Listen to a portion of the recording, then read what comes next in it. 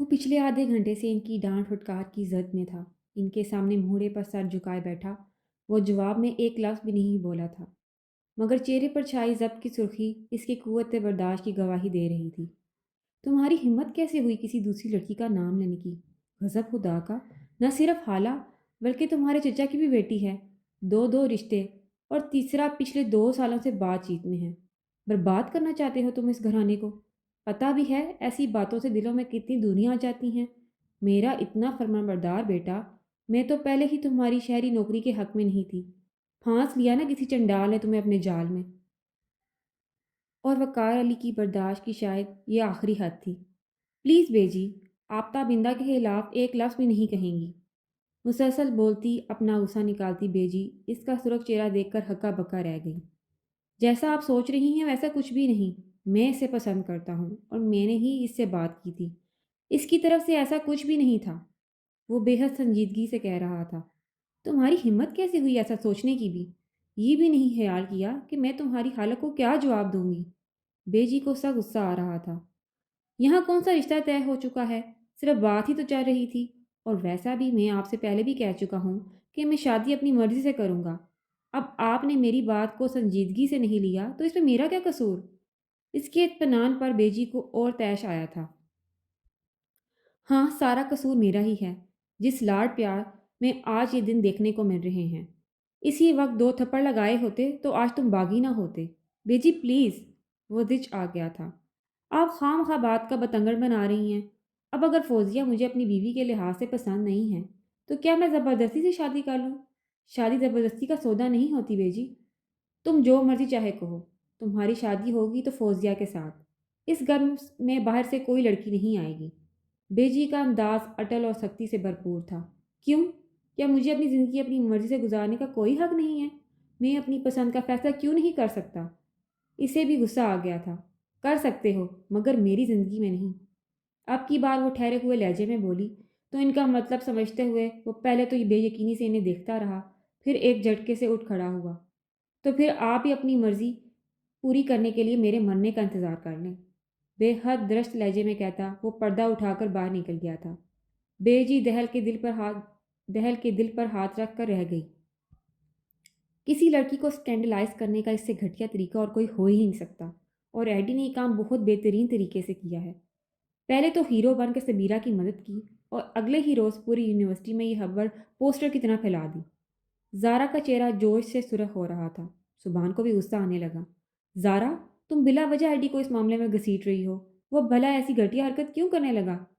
ये तो वही बता सकता है। इसने तनफ़्फ़ुर से होंठ सुकेड़े थे।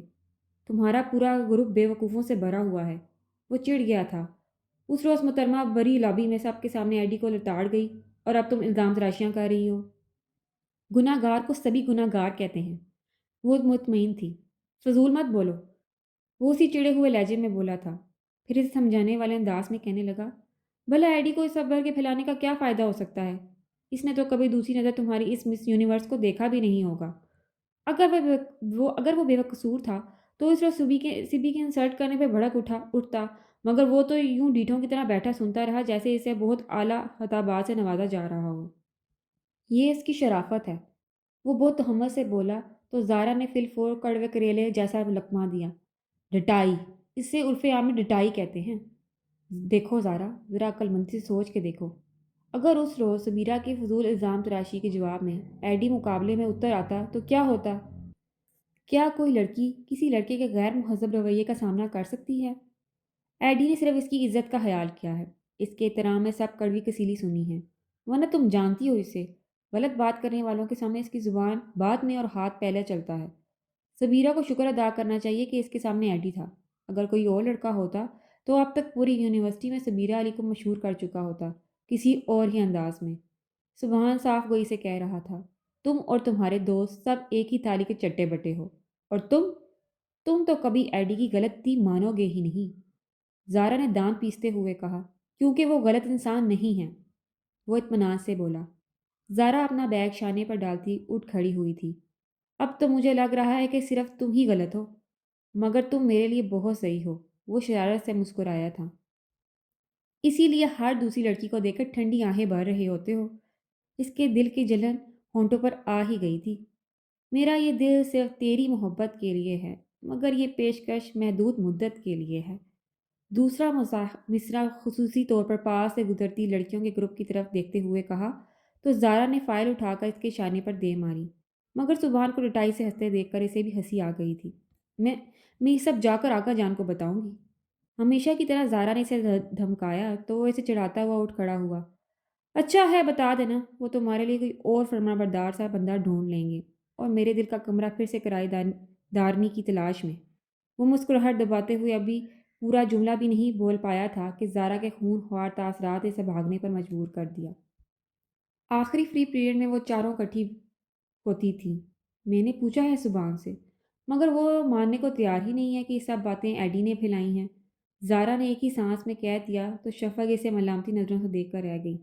پچھلے ایک ہفتے سے وہ ادھر ادھر کی باتوں میں بہلا کر سمیرہ کو یہ قصہ بنانے کی کوشش میں تھی، اور زارا بی بی آج نیا کھاتہ کھول بیٹھی تھی۔ سبحان بھی تو اسی کا دوست ہے، اس کی حمایت نہیں کرے گا تو کس کی کرے گا؟ سبیرہ نے تلخی سے کہا تھا۔ اب چھوڑو بھی، سارا قصہ تمام ہو چکا، پھر سے وہ سب فضولیات دہرانے کی کوئی ضرورت نہیں۔ ہمیں صرف اپنی اسٹڈیز پر دھیان دینا چاہیے، بولنے والے خود ہی تھک کر چپ ہو جائیں گے۔ شفق نے رساں سے بات سمیٹی، مگر سمین نے تیز لہجے میں کہا، لیکن ایڈی نے بھی کوئی اچھی حرکت تو نہیں کی نا؟ سب لوگ پتہ نہیں کیسی باتیں کرتے ہوں گے۔ پہلے ہی سبھی کو شک ہو رہا ہے کہ ضرور اس روز سبیرہ بیوی اغوا ہونے والی تھی، مگر ایڈی نے اس اغوا کو اپنی بہادری سے ناکام بنا دیا ہے۔ یعنی کہ چھوٹی سی بات کہاں سے کہاں جا پہنچی ہے۔ خدا کے لیے سمین بس کرو، شفق ٹھیک کہہ رہی ہے۔ جتنا ہم اس بات کو اہمیت دیں گے اتنا ہی سبھی لطف اندوز ہوں گے۔ نظر انداز کرنا سب سے بہترین طریقہ ہے کسی بات کو ختم کرنے کا۔ زارا نے اس کی بات پر سبیرہ کے چہرے پر چھائی سرخی بام کر جلدی سے کہا تھا، نفرت ہو گئی ہے مجھے اس شخص سے۔ آج تک کبھی کسی نے میری طرف آنکھ اٹھا کر دیکھنے کی جرت نہیں کی، اور اس کی وجہ سے میں یوں موضوع گفتگو بنی ہوئی ہوں۔ جی چاہتا ہے اسے شوٹ کر دوں۔ سبیرہ نے ظاہر خند لہجے میں کہا تو شفق نے سر ہاتھوں میں تھام لیا۔ یا خدا، یہ لڑکی میری بات کیوں نہیں سمجھتی؟ وہ کر رہی تھی۔ اچھا اب چھوڑو اس فضول ٹاپک کو، میوزیکل کانسرٹ میں کون کون چل رہا ہے؟ زارا نے اچانک پوچھا تو سمین کا نعرہ سب سے بلند تھا، جبکہ شفق اور سبیرہ نے کوئی خاص جوش نہیں دکھایا تھا۔ پتہ نہیں تمہیں پڑھائی کے دوران ایسی فضولیات کیسی سوج جاتی ہیں؟ شفق صدا کی کتابی کیڑا تھی۔ زارا کے ایسے پروگرامز میں وہ یوں ہی نقص نکالا کرتی تھی۔ اگر میں ایسی فضولیات میں نہ پڑھوں تو تم بہت جلد ایک خشک مزاج پر پیسہ لگنے لگو۔ یہ جو منہ پر ذرا سی رونق ہے نا، یہ میرے ہی بنائے ہوئے تفریحی پروگرامز کی بدولت ہے۔ زارا نے جتلایا تھا۔ میں تو نہیں جا رہی۔ سبیرہ تو یوں بھی ان دنوں سخت بیزار ہو رہی تھی۔ تمہارے تو اچھے بھی جائیں گے، تمام پاپولر سنگرز آ رہے ہیں وہاں، کسی صورت مس کرنے والا کنسرٹ نہیں ہے۔ زارا نے نٹا لہجے میں کہا تو اپنے پسندیدہ پاپ سنگرز سے متعلق سن کر سمین کے دل کو پنکھے لگ گئے۔ بھائی کچھ بھی ہو جائے ہم ضرور جائیں گے۔ 10 بجے کے بعد ہاسٹل میں داخل ہونا منع ہے، وارڈن کے غصے سے تم اچھی طرح واقف ہو، وہ کسی طور اجازت نہیں دیں گی۔ سبیرہ نے نزدیک ہی سے بات ختم کرنا چاہی تھی۔ 10 بجے تک تو کنسرٹ ختم بھی ہو جائے گا، 6 بجے پروگرام سٹارٹ ہو جائے گا، زارا نے جلدی سے بتایا تھا۔ پھر بھی کیا ضرورت ہے یوں مارے مارے پھرنے کی؟ وہ ابھی بھی راضی نہیں تھی۔ بس اب کوئی اعتراض نہیں کرے گا، ہم آج شام کو پروگرام دیکھنے جا رہی ہیں، اینڈ دیٹس آل۔ سمین نے دونوں ہاتھ ایسے اٹھائے گویا فیصلے پر مہر ثبت کر دی ہو۔ تمہیں پتہ بھی ہے کہ میرا بالکل بھی انٹرسٹ نہیں میوزک میں، شفق بیچارگی سے بولی تھی۔ تم اپنے نوٹ ساتھ لے جانا اور انہیں پڑھ کے لطف اٹھاتی رہنا۔ زارا کو غصہ آیا تھا۔ یعنی کہ حد ہو گئی، اتنی مشکل سے یہ 4 ٹکٹس ملی ہیں اور تم فضول بک بک کر کے موڈ خراب کر رہی ہو۔ اوکے، تم سے کون بحث کرے گا؟ شفق نے بکھلا کر ہاں مان لی تھی۔ یہ ہوئی نا بات، تو پھر میں ٹھیک 5:30 بجے تم لوگوں کو پک کر لوں گی۔ زارا نے پروگرام سیٹ کیا تھا۔ ڈرائیور کو ضرور ساتھ لینا، کہیں اکیلی نکل پڑو۔ شفق نے اس کی لاپرواہ طبع سے واقفیت کی بنا پر تنبیہ کی تو اس نے فرمانبرداری سے سر جھکا دیا۔ گرمی بہت ہو رہی ہے، کیا خیال ہے آئس کریم نہ ہو جائے؟ سمین کو اپنا کوٹا پورا کرنے کا خیال آ ہی گیا تھا۔ سارا موسم گرما وہ آئس کریم کھا کھا کر ہی گزارتی تھی۔ شکر ہے تم نے آئس کریم کا نام لیا، ورنہ میں تو سمجھ رہی تھی کہ تمہاری دماغی کیفیت گڑبڑ ہو گئی ہے۔ خدا نہ خواستہ یہ پیریڈ تو بغیر آئس کریم کے ہی گزر جاتا۔ سبیرہ نے شرارت سے کہا تو خوش دلی سے ہنس دی، اور پھر وارڈن سے اجازت کا مسئلہ بھی سمین ہی نے منٹوں میں حل کیا تھا، بلکہ ٹائم کا دورانیہ بھی 11 بجے تک کروا لیا، جو کہ عام حالات میں تو کبھی بھی نہیں ہوتا تھا، مگر سمین نے جانے کس رشتہ دار کو بیمار کر کے اپنا کام نکلوا لیا تھا۔ اگر وارڈن کو پتہ چل گیا کہ ہم کسی کی عیادت کے بجائے میوزیکل شو دیکھنے جا رہی ہیں تو ہمارا سامان باہر پڑا ہوگا۔ سمیرہ کو اس کا جھوٹ گراں گزرا تھا۔ ایسے ہی پتہ چل جائے گا اور تم یہ خوفناک خیالات اپنے دماغ کی تجوری میں بند ہی رہنے دو تو بہتر ہے۔ چپ چاپ تیاری پکڑو، 4 بج چکے ہیں اجازت لینے کے چکر میں۔ سمین نے لاپرواہی سے اسے ٹوک دیا تھا۔ وہ خاموشی سے اپنے لیے کپڑے نکالنے لگی۔ زارا نے شفا کو پک کرنے کے بعد ٹھیک 5:30 بجے انہیں ہاسٹل سے لیا تھا۔ کچھ کہا تو نہیں وارڈن نے؟ زارا نے ڈرائیور کو چند ہدایات دینے کے بعد پوچھا تو سبیرہ نے اسے شکایتی انداز میں بتایا، میں تو کہہ رہی تھی کہ اگر کنسرٹ سے متعلق نہیں بتانا تو پارٹی کا ہی بہانہ کر لو، مگر یاسمین کی بچی نے تو آج رات 10:30 بجے تک اپنی دادی جان کے دماغی آپریشن کا ٹائم رکھ لیا ہے۔ کتنی غلط بات ہے نا؟ تو اس سے دادی کو کیا فرق پڑنے والا ہے؟ وہ تو 10 سال پہلے ہی اللہ تعالیٰ کے پاس جا چکی ہیں۔ میں کون سا سچ مچ ان کا آپریشن کرنے والی ہوں؟ سمین نے ڈٹائی سے کہا تھا۔ زارا نے اسے داد دی، بہت دماغ چلتا ہے تمہارا، صرف الٹے کاموں میں۔ شفاق نے سنجیدگی سے لکما دیا تھا، مگر بعض دفعہ ایسے چھوٹے موٹے جھوٹ بہت بڑے نقصان کا باعث بھی بن جاتے ہیں۔ کبھی کبھار اپنے مفاد نکالنے کے لیے ایسے معصوم سے جھوٹ بولنے پڑتے ہیں۔ وہ ناصحانہ انداز میں بولی۔ سبیرہ نے متصفانہ نظروں سے اسے دیکھا تھا۔ یعنی دادی جان کا برین ٹیومر کا آپریشن معصومانہ جھوٹ ہے؟ او گاڈ، تم لوگ تو اس بات کے پیچھے ہی پڑ گئی ہو۔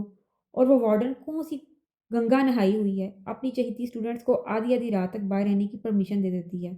بس ہماری دفعہ اس کے دل کو کچھ ہوتا ہے، ہاسٹل کے رولز یاد آ جاتے ہیں۔ اب کی بار زمین چڑھ گئی تھی۔ خیر آپ خود کو ان لڑکیوں سے تو مماثل مت کرو، ان کی ریپوٹیشن کی خبریں میرے کانوں میں بھی اڑتے اڑتے پڑی ہیں۔ سبیرہ نے سنجیدگی سے اسے ٹوک دیا تھا۔ اب بس بھی کرو یار، یوں لگ رہا ہے جیسے ہم میوزیکل کنسرٹ میں نہیں کسی جرگے میں شرکت کے لیے جا رہی ہیں۔ اب یہ بحث و مباحثہ چھوڑو اور اس پکنک کو انجوائے کرو۔ زارا نے ٹوک دیا تو واقعی تھوڑی دیر کے بعد وہ چاروں بہت خوشگوار موڈ میں باتیں کرتی اس کنسرٹ سے لطف اٹھانے کو تیار تھیں۔ وسیع و حریص وسیع و حریص ہال میں شائقین کے لیے کرسیوں کا انتظام تھا۔ پورا ہال رنگ برنگی لائٹ سے جگمگا رہا تھا۔ سامنے اسٹیج پر میوزیکل انسٹرومنٹس تو موجود تھے، مگر میزبان ندارت۔ بامشکل وہ چاروں اپنی نشستوں پر پہنچی تھی۔ اس سے آگے کا 1 گھنٹہ انہوں نے چپس، کوک اور باتوں کے سہارے گزارا۔ اگلے 1 گھنٹے تک چند ایک نشستوں کے علاوہ پورا ہال کچا کچ بھر چکا تھا۔ کیا بوریت ہے یار، سارا ٹائم تو یوں ہی گزر جائے گا۔ شفق نے چپس کا تیسرا حالی پیک کرسی کے نیچے گھساتے ہوئے بیزاری سے کہا تھا۔ فی الحال لوگوں کو دیکھ کر انجوائے کرو۔ سمین یوں بھی ہلے گلے کی شوقین تھی، جوش سے بولی، پچھلے 2 گھنٹے سے یہی کام کر رہی ہوں۔ وہ بیزار تھی۔ تو بس پھر اگلے 2 گھنٹے بھی یہی کرو، ٹائم گزرنے کا پتہ بھی نہیں چلے گا۔ زارا نے اسے پچکارا تو وہ اسے گھور کر رہ گئی۔ اسی وقت کوئی ان کے سر پر آ کھڑا ہوا تھا۔ ایکسکیوز می مس، آپ شاید غلط سیٹ پر بیٹھی ہیں۔ سبیرہ نے حیرت سے سامنے لڑکے کھڑے شخص کو دیکھا تھا۔ آپ مجھے کہہ رہے ہیں؟ جی، یہ دیکھیں ان ٹکٹس پر سیٹ نمبر بھی لکھا ہے، اس لحاظ سے ہی میری مسز کی سیٹ بنتی ہے۔ وہ شخص شائستگی سے کہہ رہا تھا۔ سبیرہ نے ایک نظر اس کے ہاتھ میں موجود ٹکٹ کے ایک حصے پر ڈالی اور پھر گھور کر زارا کو دیکھا، جو خود بھی صورتحال پر گڑبڑا گئی تھی۔ دیکھیں یہ کوئی ہوائی جہاز کی سیٹ تو ہے نہیں کہ جس کی ہے وہی بیٹھے گا۔ ہم چاروں اکٹھی ہیں، اب یہ سیٹ آپ کو دے کر ہماری ساتھی کہاں بیٹھے گی؟ سمین نے تیکھے لب و لہجے میں کا سہارا لے کر مخالف کو دباؤ میں لینے کی کوشش کی تو جواباً وہ بھی شائستگی بھول کر اکھڑ انداز میں بولا تھا، تو محترمہ اس میں ہمارا تو کوئی قصور نہیں ہے، میری مسز میرے ساتھ ہیں، اب میں ان کو تو اکیلے کہیں اور نہیں بٹھا سکتا۔ تو پھر اب زارا پریشان ہونے لگی۔ تو پھر یہ کہ آپ اپنا سیٹ نمبر دیکھیں اور وہاں شفٹ ہو جائیں، وہ اطمینان سے بولا تھا۔ تم نے ایک ہی سیریز کی ٹکٹ نہیں لی تھی کیا؟ سمین کو غصہ آنے لگا۔ ایک تو پروگرام بھی شروع ہونے لگا تھا، اوپر سے وہ شخص کلیم کرنے آ گیا تھا۔ اتنی آسانی سے تھوڑی مل جاتی ہیں ٹکٹس۔ 3 ٹکٹس عدیل بھائی نے لا کر دی تھی اور ایک میں نے خود، وہ مجرمانہ انداز میں بولی۔ دیکھیں آپ لوگ خواہ مخواہ وقت ضائع کر رہی ہیں، جلدی سے سیٹ خالی کریں، لوگ بھی ڈسٹرب ہو رہے ہیں۔ پچھلی نشست والوں کے شور میں جانے پر اس شخص نے تیز لہجے میں کہا تو سبیرہ خائف سی اپنی جگہ سے اٹھ گئی۔ تم بیٹھی رہو۔ سمین اپنی خون خوار موڈ میں آنے لگی تو سبیرہ نے معاملہ ہی سمیٹ دیا۔ اٹس اوکے، تھوڑی دیر کی تو بات ہے، میں اپنی سیٹ پر چلی جاتی ہوں۔ اس سے ٹکٹ پر موجود سیٹ نمبر دیکھتے ہوئے تسلی آمیز انداز میں کہا۔ اس کی سیٹ ان سے دور 2 رو پیچھے تھی۔ کلیم کرنے والا شخص اور اس کی تنہا دار بیوی اپنی نشستیں سنبھال چکی تھے۔ یہ تو کوئی بات نہ ہوئی، شفق پریشان ہونے لگی تھی۔ تم یہاں بیٹھ جاؤ، میں پیچھے چلی جاتی ہوں۔ دارا نے حل پیش کیا، جسے سبیرہ نے مسترد کر دیا۔ بات تو ایک ہی ہے، تم وہاں جاؤ یا میں، ڈونٹ وری، میں بچی تو نہیں ہوں جو اکیلے میں ڈر جاؤں۔ وہ سائڈ سے ہو کر سیڑھیاں طے کرتی اوپر تھرڈ رو میں چلی گئی، جہاں اس کے آس پاس تین چار نشستیں ابھی خالی تھیں۔ شکر ہے ساتھ کوئی جھنجھٹ نہیں، سبیرہ نے آس پاس کی خالی نشستیں دیکھ کر سوچا تھا۔ پروگرام شروع ہو چکا تھا۔ زارا کا کہنا بالکل صحیح تھا کہ یہ اچھے گلوکاروں کا کنسرٹ تھا، جن کے گلے میں سر بھی تھا اور گانوں میں شاعری بھی اچھی تھی۔ تھوڑی دیر میں اس کی دلچسپی پروگرام میں بڑھ گئی تو اسے تنہا بیٹھنے کا ساتھ بھی نہیں رہا تھا، اور کچھ وہ تینوں بھی تھوڑی تھوڑی دیر کے بعد گردنیں موڑ کر اس کی حیرو آفیت دریافت کر رہی تھی۔ ہال میں جلتی بجھتی لائٹس نے اندھیرے کو بھی پر رونق بنا رکھا تھا، یا پھر شاید زندگی میں پہلی مرتبہ اس طرح کا بڑا میوزیکل کانسرٹ اٹینڈ کرنے کا تجربہ سبیرہ کو اچھا لگ رہا تھا۔ اس کے ارد گرد موجود نشستیں بھی پر ہو چکی تھیں۔ اتنے اندھیرے میں اس نے ساتھ بیٹھنے والوں پر کوئی توجہ نہیں دی تھی، مگر تھوڑی دیر کے بعد ہی اسے احساس ہو گیا کہ اس کی داہنی سائڈ پر بیٹھے دونوں لڑکے بہت بے خودگی کا مظاہرہ کر رہے تھے۔ اسٹیج پر موجود گلوکار پر فضول کمنٹس پاس کرتے وہ لچر پن کا مظاہرہ کر رہے تھے۔ پتہ نہیں لوگ کیسے ان کو برداشت کر رہے تھے، یا پھر شاید یہ روٹین کا ایک حصہ تھا، مگر ان کی فضول گفتگو سبیرہ کو تپا گئی تھی۔ وہ دونوں آس پاس موجود خواتین کا بھی احساس نہیں کر رہے تھے۔ اسی اثنا میں اچھل کود کرتے، نعروں کے ساتھ بھنگڑا ڈالتے ہوئے وہ لڑکا اپنی نشست پر بڑے بے ڈنگے انداز میں بیٹھا، تو اس کا شانہ سبیرہ کے شانے سے ٹکرا گیا۔ اب چاہے یہ سب غلطی سے ہوا ہو یا جان بوجھ کر، سبیرہ فوری طور پر مشتعل ہو اٹھی تھی۔ یہ کیا بدتمیزی ہے؟ تم لوگوں کو انسانوں میں بیٹھنے کی تمیز نہیں ہے کیا؟ اس سے چلا کر کہا، مگر لوگوں کے شور ہنگامے اور تیز میوزک میں اس کی آواز دب کر رہ گئی۔ لیکن وہ دونوں بدتمیز لڑکے ضرور متوجہ ہو گئے تھے۔ میں نے کیا کیا ہے؟ وہ لڑکا اپنی سرچ لائٹ جیسی آنکھوں سے اس کا جائزہ لیتے ہوئے پوچھ رہا تھا۔ سبیرہ کا جی چاہا تھپڑوں سے اس کا منہ لال کر دے۔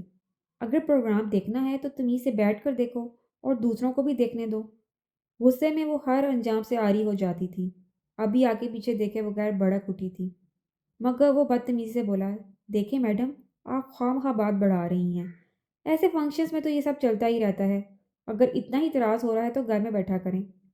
کیا مسئلہ ہے یار، کیوں بات کو بڑھا رہے ہو؟ اس کے ساتھی نے بھی لڑکی کو تبرک جان کر اپنی گردن معاملے میں گھسیٹ دی۔ تو پہلے والا لڑکا لطف اندوز ہوتے ہوئے بولا، غصہ کھا رہی ہے یار۔ اس کی بے خودگی پر سبیرہ کا خون کھول اٹھا۔ اس کا ہاتھ بے اختیار اٹھ گیا، مگر مقابل بھی بے خبر نہیں کھڑا تھا۔ اس نے بڑی پھرتی سے اس کا اٹھا ہوا ہاتھ اپنے مضبوط ہاتھ پہ جکڑ لیا تھا۔ وہ پوری جان سے کانپ کر رہ گئی۔ ایک بار کا کہا تمہاری سمجھ میں نہیں آتا رکشی؟ میری طرف سے صاف انکار ہے، اور جتنی بار تم پوچھو گی میرا یہی جواب ہوگا۔ تامبندہ نے بہت ہٹیلے پن کا مظاہرہ کرتے ہوئے سختی سے کہا، تو رکشی کو بھی غصہ آنے لگا۔ آج سے پہلے تو تمہیں کبھی بھی اس رشتے پر کسی قسم کا کوئی اعتراض نہیں ہوا تھا، پھر یہ اچانک تمہیں ایسن وائی میں حامیہ کیسے دکھائی دینے لگی؟ مجھے آج سے نہیں بلکہ شروع ہی سے اس رشتے پر اعتراض تھا۔ یہ الگ بات ہے کہ میں نے کبھی کہا نہیں، تابندہ نے اطمینان سے جواب دیا۔ تو پھر آج ایسی کیا بات ہوگی جبکہ خالہ جان منگنی کی تاریخ مقرر کرنا چاہ رہی ہیں؟ رکشی نے تلخی سے پوچھا تو وہ سابقہ انداز میں لاپرواہی سے بولی، تاریخ مقرر ہونی ہے؟ ہوئی تو نہیں ہے نا؟ بڑوں کے درمیان جو بات طے ہو جائے وہ تاریخ مقرر ہونے کے مترادف ہوتی ہے، باقی سب تو باضابطے کی کارروائی ہوتی ہے، نبھائیں چاہے نہ نبھائیں۔ بہرحال شادی میں سب سے زیادہ اہمیت لڑکی کی رضامندی کی ہوتی ہے، اور میں اس شادی پر بالکل بھی رضامند نہیں ہوں۔ اسے صاف لفظوں میں انکار کر دیا تھا۔ تم کیا سمجھتی ہو کہ تمہاری اس بیکار کی ضد کو کوئی مانے گا؟ سب لوگ جو جواز مانگیں گے۔ رکشی نے غصے سے کہا تو وہ آرام سے بولی، میرے پاس مضبوط سبب موجود ہے۔ کیا؟ وقار علی۔ اس نے دھماکہ ہی تو کر دیا تھا۔ رکشی پھٹی پھٹی آنکھوں میں بے یقینی کا ٹھاٹھے مارتا سمندر لیے اسے دیکھتی رہ گئی۔ تابندہ نے مختصر لفظوں میں اپنے اور وقار علی کے مابین تعلق کی وضاحت کی تو وہ پھٹ پڑی۔ شرم کرو تابی، میں کبھی سوچ بھی نہیں سکتی تھی کہ تم ایسی گری ہوئی حرکت بھی کر سکتی ہو۔ اس میں گراوٹ کی کون سی بات ہے؟ آپ کی بار تابندہ کو بھی غصہ آ گیا تھا۔ ہمارا مذہب ہمیں اجازت دیتا ہے اس معاملے میں اپنی پسند بتانے کو۔ مذہب کی آڑ مت لو۔ مذہب یہ نہیں کہتا کہ راہ چلتے شخص کے لیے اپنے والدین کے فیصلوں کی دھجیاں اڑانا شروع کر دو۔ کیا تم اپنے لیے ان سے بہتر سوچ سکتی ہو؟ رکشی نے تیز لہجے میں کہا۔ ہر کوئی اپنی زندگی کا فیصلہ بہتر طور پر خود ہی کر سکتا ہے، جواباً وہ آرام سے بولی تھی۔ کس قدر چھوٹی سوچ ہے تمہاری تابندہ! رکشی تعصب اور دکھ کے مارے کچھ کہہ ہی نہیں پائی تھی۔ دیکھو رکشی، اگر احسن کے مقابلے میں میرے پاس کوئی چوائس نہیں ہوتی تو میں شاید اسی کے لیے ہاں کہہ دیتی، مگر اب جب کہ قدرت نے مجھے ایک بہترین موقع دیا ہے اپنی زندگی سنوارنے کا تو میں کیوں نہ فائدہ اٹھاؤں؟ تم کہنا چاہتی ہو کہ امی ابو کا احسن کو تمہارے لیے چننا ایک بہترین فیصلہ نہیں تھا؟ رکشی نے تلخی سے سوال کیا تھا۔ میرے نزدیک تو نہیں تھا، کیونکہ وہ کسی طور بھی میرے ذہنی معیار پر پورا نہیں اترتا۔ تمہارا ذہنی معیار؟ رکشی نے ابتدائی انداز میں سر جھٹکا اور کڑوے لہجے میں بولی، تمہارا ذہنی معیار تو اب سامنے آ ہی گیا ہے۔ ایک ایسا شخص جسے تم بچپن سے اب تک ایک اچھے کزن اور ایک اچھے دوست کا مقام دیتی رہی ہو، آج وہ تمہارے ذہنی معیار سے کمتر ہے، اور راستے میں ملنے والا کوئی راہ چلتا تمہارے ذہنی معیار پر پورا اتر آیا ہے، وہ بھی چند دنوں میں۔ تابندہ نے اس کے لہجے کی کڑواہٹ کو بہت تحمل سے برداشت کیا تھا۔ وہ کوئی راہ چلتا نہیں ہے، میں اسے پچھلے 1 ماہ سے جانتی ہوں۔ وہ بہت نائس شخص ہے، ویل مینرڈ ہے، ویل ایجوکیٹڈ ہے۔ جاہل اور گوار تو احسن بھائی میں نہیں۔ پھر ایسا کیا ہے اس شخص میں جو احسن بھائی میں نہیں ہے؟ رکشی احسن سے بہت متاثر تھی، اور یوں بھی شروع ہی سے اس گھر میں احسن کو ایک نمایاں حیثیت دی جاتی رہی تھی۔ تابندہ کے حوالے سے اس کا مقام بہت خاص تھا، تو اب وہ تابندہ کی الٹی سیدھی باتیں کیسے برداشت کر لیتی؟ بس وہ میرا آئیڈیل نہیں ہے، وہ بہزا لہجے میں بولی تو رکشی نے تلخی سے کہا، یوں کہو کہ تمہیں ان کی شرافت سے زیادہ وقار علی کا سر راہ تمہاری راہ روک کر بے باکانہ اظہار محبت کرنا اچھا لگا ہے، جبکہ میرے نزدیک اس سے زیادہ گری ہوئی حرکت اور کوئی نہیں ہو سکتی۔ کل کو اسے کوئی اور لڑکی پسند آ جائے تو کیا وہ یوں ہی راہ چلتے اسے اپنے عشق یا داستان سنانا شروع کر دے گا؟ اس میں گراوٹ والی کون سی بات ہے؟ تابندہ کو رکشی کی بات سخت ناگوار گزری تھی۔ اس نے ماتھے پر بر ڈالتے ہوئے کہا، وہ بہت صاف گو اور پر اعتماد شخص ہے، احسن کی طرح دبی ہوئی شخصیت کا مالک نہیں۔ جو اس کے دل میں تھا اسے چھپانے کے بجائے صفائی سے مجھے بتا دیا، اور مجھے اس کا یہی اعتماد اور انداز اچھا لگا ہے۔ تمہیں اچھی طرح پتہ ہے تابی، احسن بھائی تمہیں بہت چاہتے ہیں، منہ سے نہیں کہتے تو کیا ہوا، مگر ہم سب جانتے تو ہیں وہ تمہاری کتنی عزت کرتے ہیں۔ رکشی نے خود کو بے بس محسوس کرتے ہوئے ایک مرتبہ پھر اسے سمجھانے کی کوشش کر ڈالی۔ وہ اس سزائی انداز میں ہنس دی۔ یہی دوگلا پن تو مجھے نہیں پاتا، دل سے چاہتا ہے اور لبوں سے کہنے کی ہمت نہیں رکھتا، بزدل۔ ارے بزدلی نہیں، کردار کی پختگی اور شرافت کی دلیل کہتے ہیں۔ اگر ایسی ہی محبت تمہارے لیے اپنے دل میں رکھتے ہوئے گلی کا کوئی لفنگا محبت کا منہ زبانی اظہار بھی کر دے تو کیا تم اس سے بھی صاف گوئی اور پر اعتمادی کے ایوارڈ سے نوازو گی؟ رکشی کا بس نہیں چل رہا تھا کیسے اس کی برین واشنگ کر دے۔ بات کو گھماؤ نہیں رکشی، اور ویسے بھی میں اب فیصلہ وقار کے حق میں دے چکی ہوں۔ مجھے احسن کسی طور بھی قبول نہیں ہے، اور اگر تم یہ بات امی تک نہیں پہنچا سکتی تو بتا دو، میں خود ان سے بات کر لوں گی۔ تابندہ نے لگی لپٹی رکھے بغیر کہا تو رکشی کو رونا آنے لگا۔ کس قدر احسان فراموش ہو تم تابندہ! یہ صلہ دے رہی ہو تم امی ابو کی محبتوں کا؟ آج تک تمہاری زبان سے نکلی ہر فرمائش شام ہونے سے پہلے پوری کی ہے انہوں نے، اور اب جب کہ تمہاری فرمانبرداری کا وقت آیا ہے تم اپنے راستے ہی الگ کر رہی ہو۔ اس کی آنکھوں سے چلکتی نمی سے تابندہ کا دل بھی پسیج گیا۔ محبتوں کے معاملے میں تو وہ واقعی بہت امیر رہی تھی۔ امی سے زیادہ ابو اس کے ناز نخرے برداشت کرتے تھے۔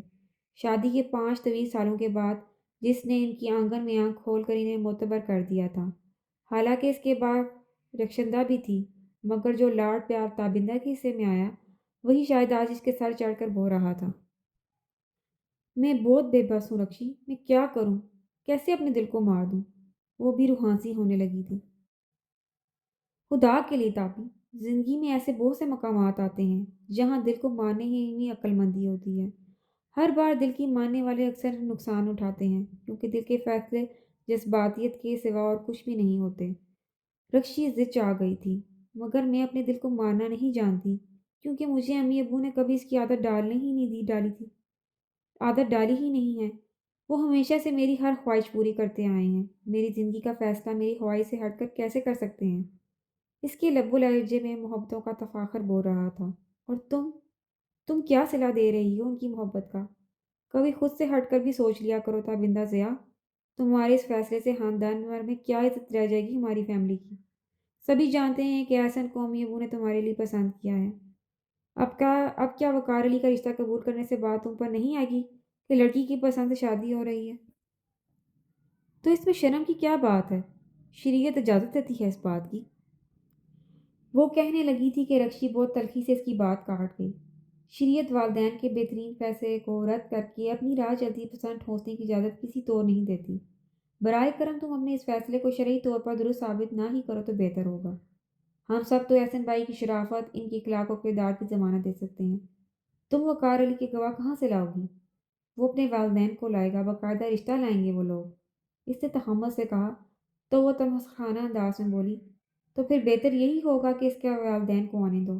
یہ نہ ہو کہ ادھر سے بھی جاؤ اور ادھر کی بھی کوئی خبر نہ ملے۔ شٹ اپ رکشی، وہ بڑک اٹھی تھی۔ تو پھر اگر تمہیں اتنی ہمت ہے تو جا کر امی ابو کو اس رشتے سے انکار کرو، کیونکہ منگنی کے ساتھ ہی شادی کی تاریخ بھی مقرر ہو جائے گی۔ رکشی رکھائی سے کہتی ہوئی اٹھ کھڑی ہوئی تھی۔ تابندہ کا دل ذرا ڈول کر سنبھلا۔ اوکے، میں خود ان سے بات کر لوں گی۔ اس نے بہت اعتماد کا مظاہرہ کیا تو رکشی مزید کچھ کہے بغیر اس کے کمرے سے نکل گئی۔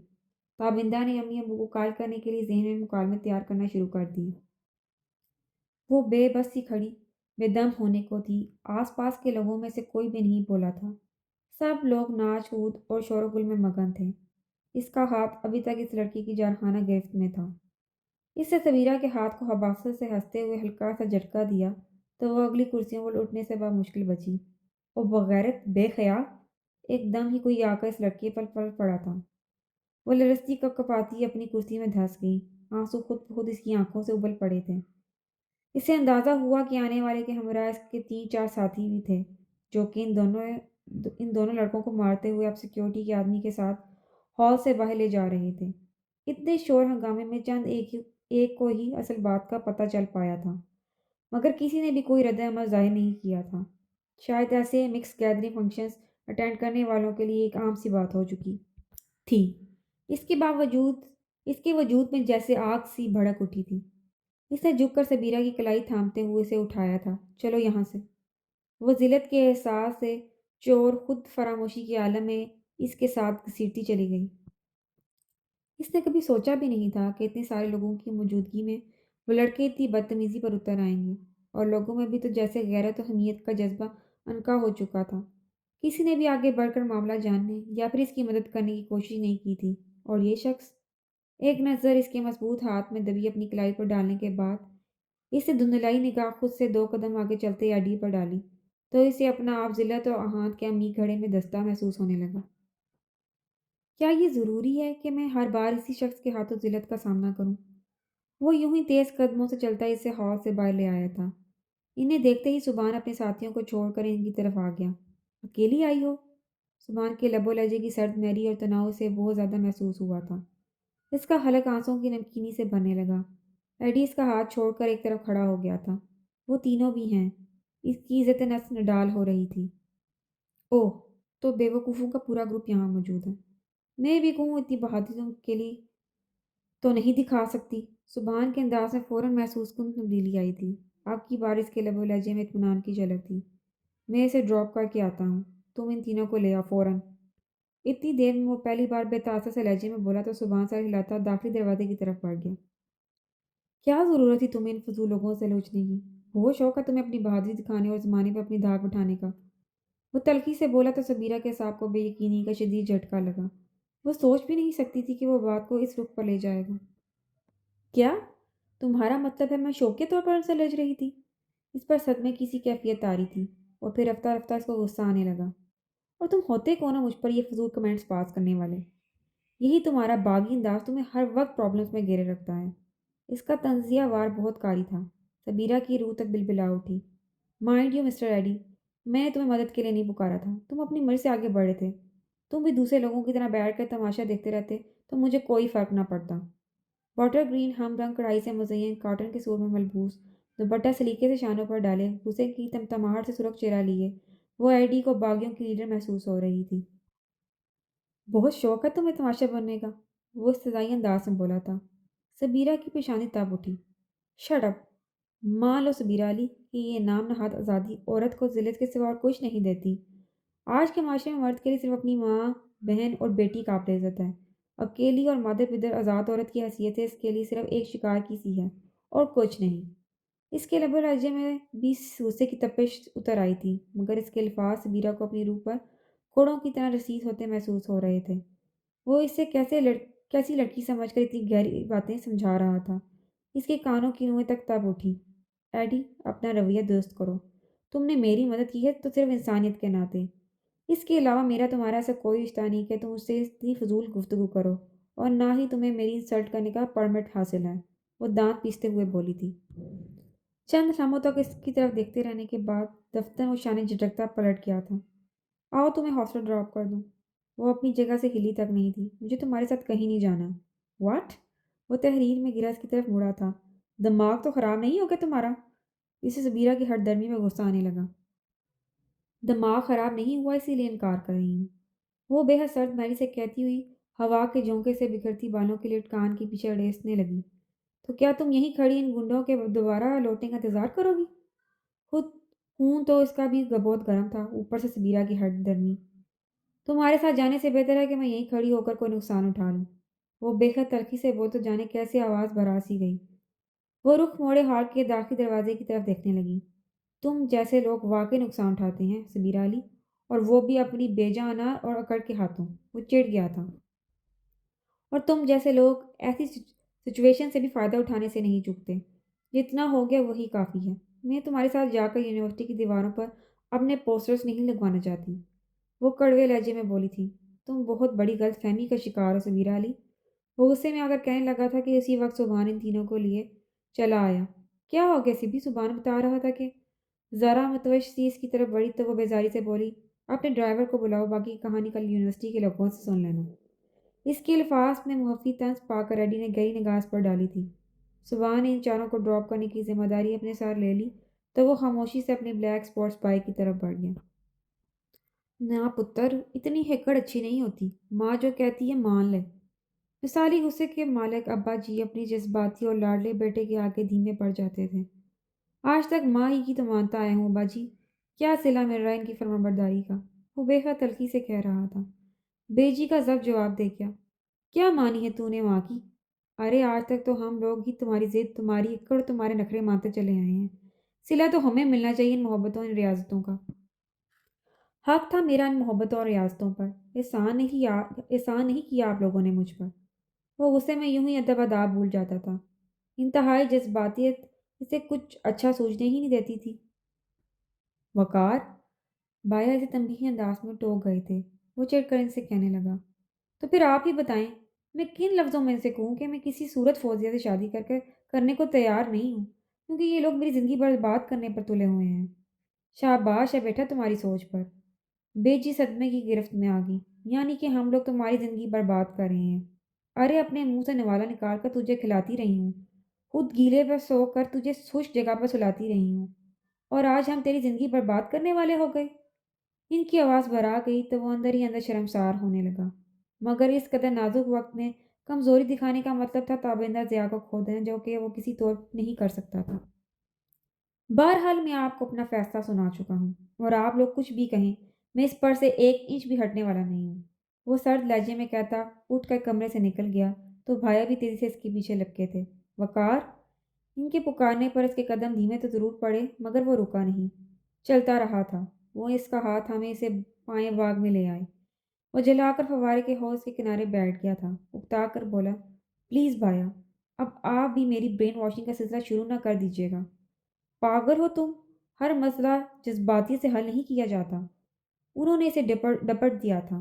جذباتیت سے کب؟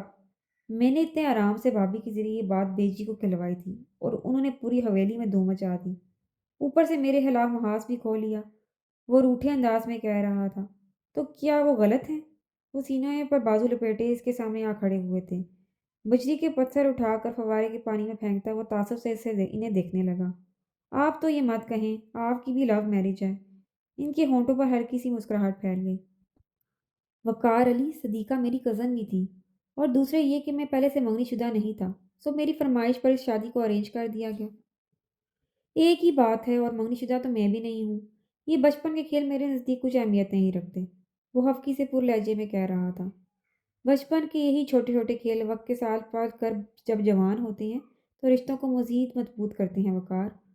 انہوں نے اسے رساں سمجھایا تھا مگر وہ منطق اور دلیل نہیں صرف جذباتی سے قائل ہونے اور قائل کرنے والا شخص تھا۔ ہر بار ایسا ہونا ضروری نہیں ہوتا بایا۔ جذبے کوئی پیڑ پودے نہیں ہوتے کہ جب جی چاہا بیج ڈال کر آبیاری کر لی۔ یہ تو دل کی زنجیر زرخیز مٹی میں خود بخود نمو پا کر سر اٹھاتے ہیں اور پھر ایک روز ساری دنیا کے سامنے ظاہر ہو جاتے ہیں۔ انہیں کسی دلیل کی کلہاڑی سے گرایا نہیں جا سکتا۔ مگر بعض جذبے کچھ جذبوں باری بھی تو پڑتے ہیں وقار۔ انہوں نے سنجیدگی سے کہا تو وہ بے اختیار بولا، تو پھر جیت ہر حال میں تابندہ ضیاء کی ہی ہوگی بایا۔ میں نے اس کے لیے اپنے جذبوں کو ہر جذبے پر حاوی پایا ہے۔ اس کی بات پر وہ لہجہ بر لب پیچھے سے دیکھتے رہے، پھر گہری سانس لے کر اس کے پاس آ بیٹھے۔ یہ زندگی بھر کے فیصلے ہیں وقار، کم از کم انہیں تو اس قدر جذباتی انداز میں طے مت کرو۔ ایک مرتبہ اپنے دل و دماغ سے رجوع کر کے اچھی طرح سوچ لو کہ ان جذبوں کا پلڑا باری ہے، ورنہ بعد میں تم اپنی پوری ہستی سمیت ڈول کر رہ جاؤ گے۔ وہ ہلکے سے ہنس دیا، پھر اطمینان سے بولا، میری تھیوری آپ سے بہت مختلف ہے بایا۔ یہی تو وہ رشتے ہوتے ہیں جنہیں جذباتی انداز میں طے کیا جانا چاہیے، ورنہ زندگی تو فوزے کے ساتھ بھی بار بار طور گزر ہی جاتی۔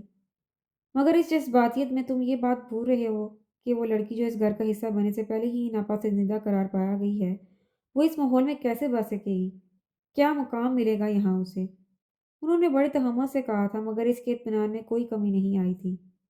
ایسے کبھی بھی نہیں ہوا بھایا کہ مجھ سے منسلک کسی چیز کو اس گھر میں برداشت نہ کیا گیا ہو۔ اس کا مقام میں طے کروں گا۔ تم اسے برداشت کروانا چاہتے ہو؟ برداشت کرنے اور پسندیدہ ہونے میں زمین آسمان کا فرق ہوتا ہے، انہوں نے کہا تھا۔ بیجی کا غصہ وقتی بات ہے بایا۔ پتہ ہے جب میں نے بہت ضد کر کے ابا جی سے جرمن شیفرڈ منگوایا تھا تو بیجی کتنی خفا ہوئی کہ گھر میں کتے موجود ہوں تو فرشتے نہیں آتے، مگر میری ضد کے آگے ہار مان گئی تھی اور آج حویلی میں 4 جرمن شیفرڈ رکھوالی کرتے ہیں۔ وہ اپنے بچپن کا واقعہ یاد کرتے ہوئے کہہ رہا تھا، انسانوں اور جانوروں میں بہت فرق ہوتا ہے وقار علی۔ انہوں نے اسے ٹوک دیا تھا، وہ ایک پڑھی لکھی اور سمجھدار لڑکی ہے، اسے دلوں میں جگہ بنانی آتی ہے، بے جی بھی اسے ناپسند نہیں کریں گی۔ وہ بے حد مطمئن تھا، لیکن وہ اس کی طرح دل سے نہیں بلکہ دماغ سے کام لینے کی عادی تھے۔ فوزیہ بے جی کی سگی بانجی ہے اور ابا جی کی بھتیجی بھی۔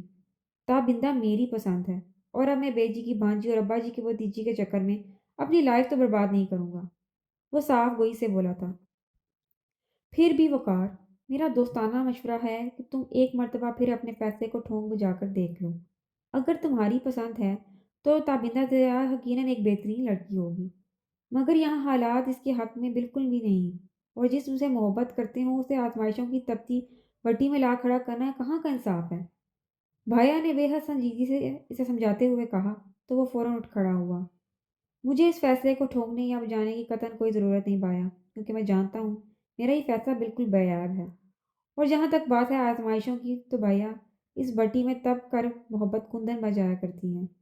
وہ معنی خیز لہجے میں کہتا تیز قدموں سے حویلی کے بلند و بالا بیرونی گیٹ کی طرف بڑھ گیا، تو وہ گہری سانس لے کر افسردگی سے بولے، اور کبھی کبھی راکھ بھی۔